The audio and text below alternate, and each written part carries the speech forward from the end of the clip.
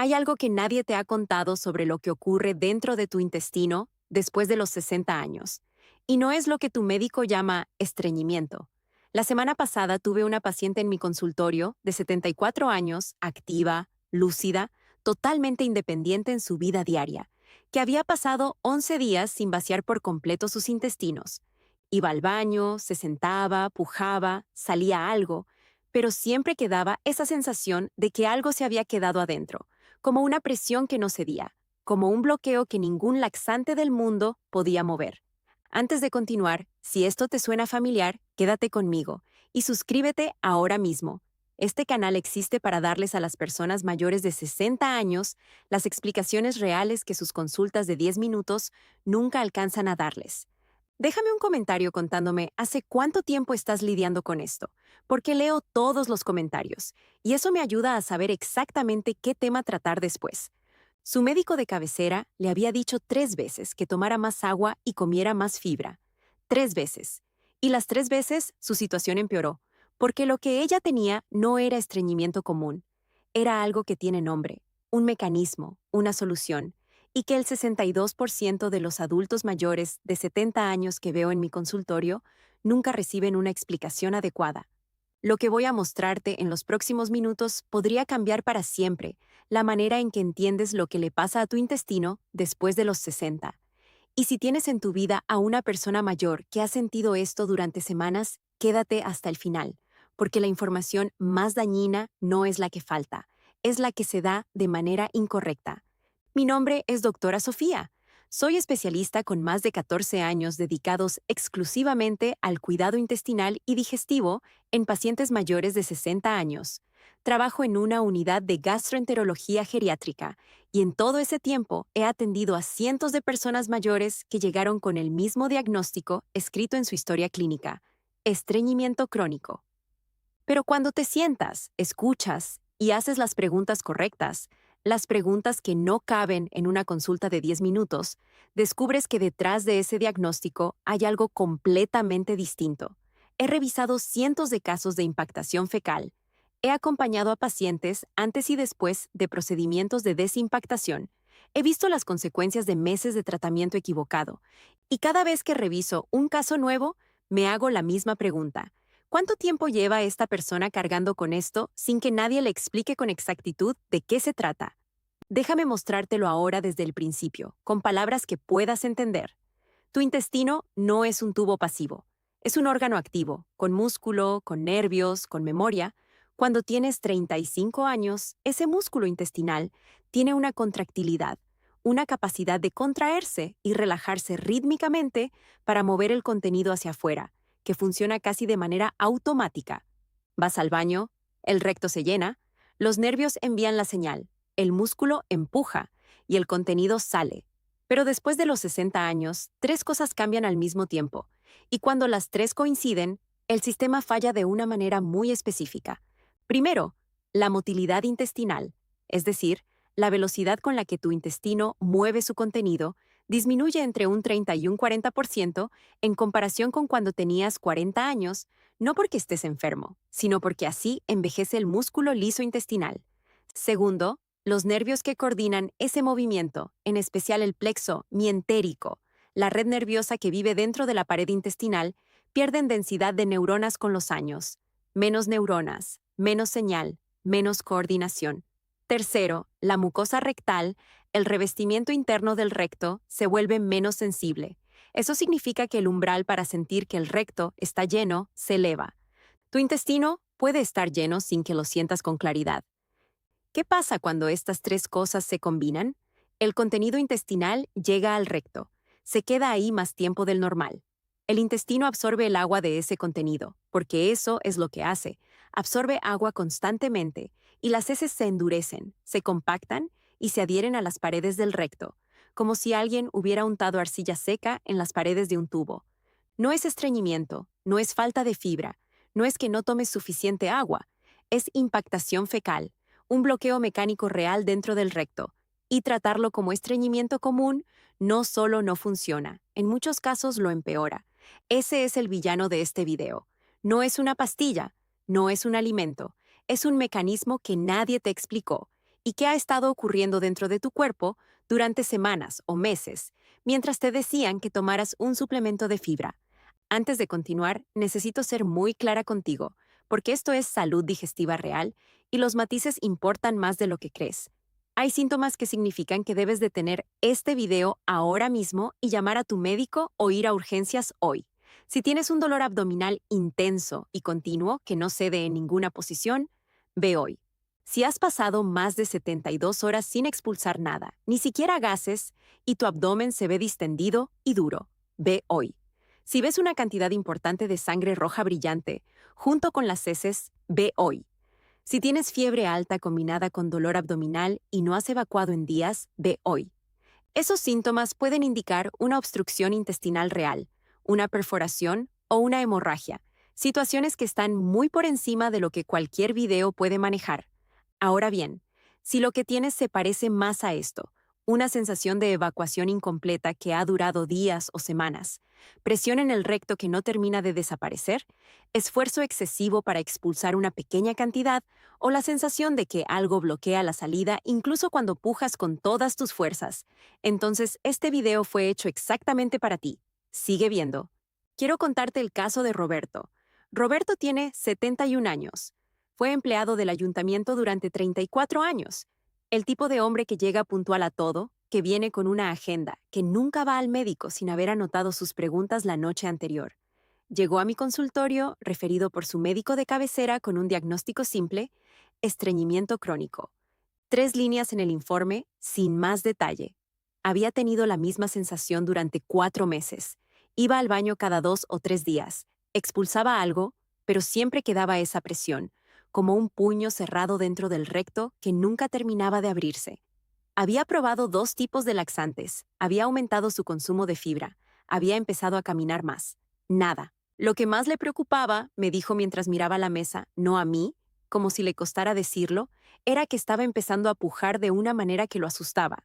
Doctora Sofía, hay momentos en que siento que voy a reventar algo por dentro de tanto pujar.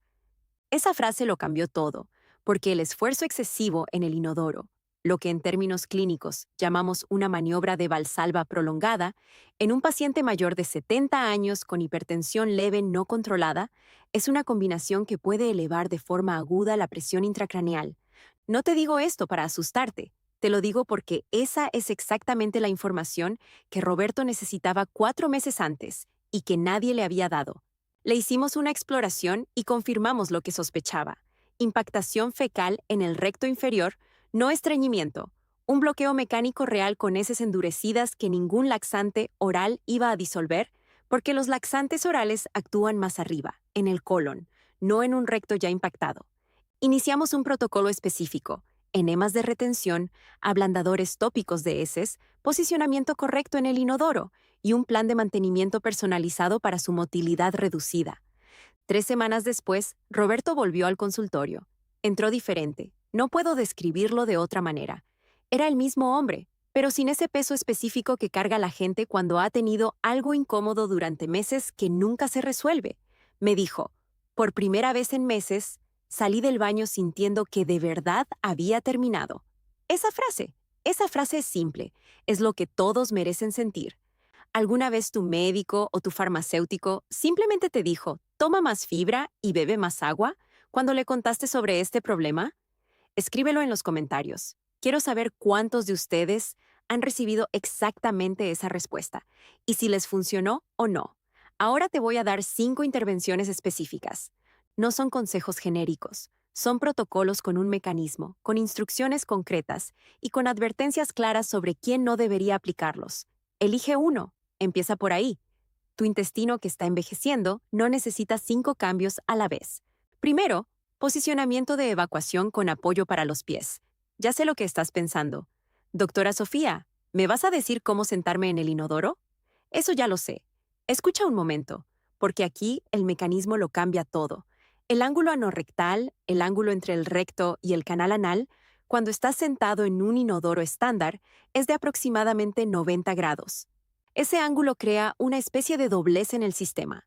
El músculo puborectal, que envuelve el recto como una onda, mantiene ese doblez cerrado para evitar que pierdas el control intestinal el resto del día. Bueno, útil. Pero en el momento de evacuar, ese músculo necesita relajarse para que el ángulo se abra, y con la edad, esa coordinación muscular se vuelve menos precisa. Cuando elevas los pies sobre un apoyo de unos 20 a 25 centímetros, un banquito, un reposapiés, lo que tengas a mano, cambias ese ángulo anorrectal a aproximadamente 35 grados. El canal se endereza, el pubo rectal se relaja de manera más completa y el contenido rectal tiene un camino de salida más directo. El protocolo es concreto. Coloca los pies sobre un apoyo firme de 20 a 25 centímetros de altura. Inclina el torso ligeramente hacia adelante, unos 35 grados, con los codos sobre los muslos. No hagas fuerza desde el abdomen como si estuvieras levantando peso. Eso es la maniobra de Valsalva. Y en personas mayores de 65 años, con presión arterial alta o problemas cardíacos, puede ser peligroso. En su lugar, intenta un empuje abdominal bajo y suave, como si inflaras el vientre hacia afuera y hacia abajo, sin cerrar la glotis, sin contener la respiración. Advertencia importante: si tienes hemorroides externas, activas o dolorosas, consulta antes de aplicar este cambio de postura, porque abrir el ángulo puede aumentar la presión local en esa zona. La idea que quiero que recuerdes: la postura no es un detalle, es geometría intestinal, y la geometría lo cambia todo. Segundo, enema de retención con aceite mineral a temperatura corporal. Aquí es donde la mayoría llega con las ideas equivocadas. Escucha un momento. Cuando hay una impactación fecal real, heces endurecidas y adheridas a la pared rectal, un laxante oral no llega al problema. El laxante actúa en el intestino delgado y en el colon ascendente y transverso. Para cuando el efecto llega al recto, ya pasó por encima del bloqueo. Es como intentar destapar una tubería por el extremo equivocado. El aceite mineral administrado directamente en el recto actúa mediante un mecanismo diferente. No estimula el peristaltismo, lubrica, penetra entre las heces endurecidas y la mucosa rectal, ablanda la masa fecal de afuera hacia adentro y reduce la adherencia entre las heces y la pared. El protocolo usa una pera de enema pequeña, con capacidad de 120 a 150 mililitros. Llénala con aceite mineral farmacéutico a temperatura corporal, 36 a 37 grados. No frío. El frío produce una contracción refleja del esfínter que dificulta la retención. Adminístralo en posición de decúbito lateral izquierdo, acostado sobre el lado izquierdo, con la rodilla derecha flexionada hacia el pecho. Retén el aceite entre 15 y 20 minutos antes de intentar evacuar. Si puedes retenerlo 30 minutos, mejor aún. Advertencia: no uses enemas de ningún tipo si tienes enfermedad inflamatoria intestinal activa, fisuras anales recientes o si has tenido cirugía colorectal en los últimos 3 meses, sin autorización médica explícita. La idea clave: el aceite mineral no cura la impactación de una sola vez. Es la primera llave que empieza a abrir el candado. Tercero, sincronización de la evacuación con el reflejo gastrocólico. Ya sé lo que estás pensando. Doctora Sofía, yo voy al baño cuando siento la urgencia, no según el horario de un médico. Escucha un momento. El reflejo gastrocólico es una respuesta fisiológica real y medible. Cuando el estómago se distiende al recibir alimento o líquido, envía una señal a través del sistema nervioso entérico que aumenta el peristaltismo colónico. En las personas jóvenes, ese reflejo es fuerte y rápido. Ocurre entre 15 y 30 minutos después de comer. En los adultos mayores de 65 años, el reflejo existe pero está atenuado. Tarda más, es más débil, pero existe.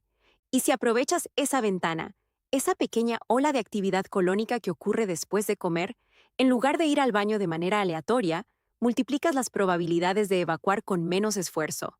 El protocolo: siéntate en el inodoro exactamente 20 minutos después del desayuno, no del almuerzo, no de la cena. El desayuno produce el reflejo gastrocólico más fuerte del día, porque el colon ha estado en reposo durante horas. No importa si sientes la urgencia o no, siéntate. Usa el apoyo para los pies del primer punto. Espera de 5 a 10 minutos. Si no pasa nada, levántate sin frustrarte. Repite mañana a la misma hora. El cerebro intestinal, el sistema nervioso entérico, funciona por hábito. Aprende horarios. En el 58% de los pacientes mayores con motilidad reducida que aplican este protocolo de manera constante durante 14 días, el reflejo se vuelve más predecible y más fuerte. Advertencia. Si tomas medicamentos cardiovasculares que causan hipotensión ortostática, presión baja al levantarte, ten cuidado al ponerte de pie rápidamente después de pujar en el inodoro. Levántate despacio. Espera unos segundos sentado antes de ponerte de pie. La idea clave: no estás esperando a que el baño ocurra. Estás entrenando a tu intestino para que sepa cuándo es su turno. Cuarto, hidratación concentrada en la ventana de la mañana. Ya sé lo que estás pensando, doctora Sofía. Ya me dijeron que tome más agua. Eso no funciona. Escucha un momento, porque aquí el problema no es la cantidad de agua, es el momento en que la tomas. El colon tiene un comportamiento circadiano, un ritmo biológico propio que varía a lo largo del día. La actividad motora colónica es significativamente mayor durante las primeras horas de la mañana, entre las 6 y las 10. Ese es el momento en que el colon está más listo para moverse. Si distribuyes tu consumo de líquido de manera uniforme a lo largo del día, un vaso aquí, otro al mediodía, otro por la tarde, nunca concentras suficiente estímulo de líquido en la ventana en que el colon está más activo. El protocolo es específico. Entre las 6 y las 8 de la mañana, antes del desayuno, bebe de 300 a 400 mililitros de agua, no fría, a temperatura ambiente o ligeramente tibia. El agua fría puede causar un espasmo esofágico en algunas personas mayores. Luego desayuna. Luego aplica el protocolo del reflejo gastrocólico del punto anterior. La combinación de estímulo líquido más estímulo gástrico más una ventana circadiana activa es lo que produce el efecto más consistente. Advertencia importante. Si tienes insuficiencia cardíaca o insuficiencia renal con una restricción de líquidos indicada por tu médico, no cambies tu consumo de líquidos sin consultarlo. La hidratación, en esos contextos, tiene límites clínicos que este protocolo no puede ignorar. La idea clave: no se trata de cuánta agua bebes, sino de cuándo la bebes. El colon tiene un horario y puedes aprender a coincidir con él. Quinto, masaje abdominal descendente en la dirección del tránsito. Ya sé lo que estás pensando. ¿Un masaje, en serio? Escucha un momento. El masaje abdominal colónico existe en la literatura de enfermería especializada desde la década de los 80, con evidencia acumulada en poblaciones geriátricas que muestra reducciones en el tiempo de tránsito intestinal de entre 20 y 35% con una aplicación constante. No es un truco de medicina alternativa, es una intervención mecánica sobre un órgano muscular. El mecanismo: la presión externa sobre la pared abdominal activa mecanorreceptores en la pared intestinal que estimulan el reflejo peristáltico local. En términos más sencillos, estás empujando el contenido intestinal en la dirección correcta y avisándole a los nervios de la pared que es momento de moverse. Si esta explicación te dio la respuesta que tu propio médico nunca tuvo tiempo de darte, es exactamente por eso que hago estos videos. Suscríbete para no perderte el próximo y comparte esto con la persona mayor en tu vida que ha estado lidiando en silencio con esto durante semanas. Podría ser la explicación que estaba esperando. Nos vemos en el próximo video.